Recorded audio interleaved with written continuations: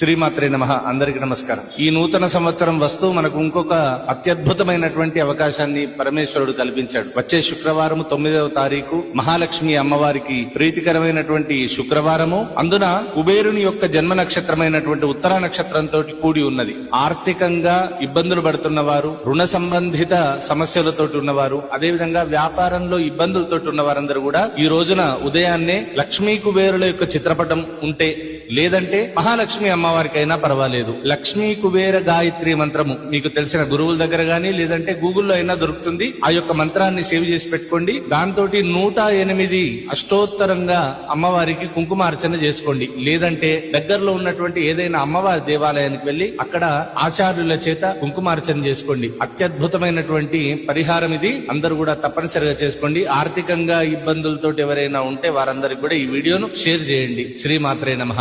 శ్రీమాత్రే నమః. అందరికి నమస్కారం. ఈ నూతన సంవత్సరం వస్తూ మనకు ఇంకొక అత్యద్భుతమైనటువంటి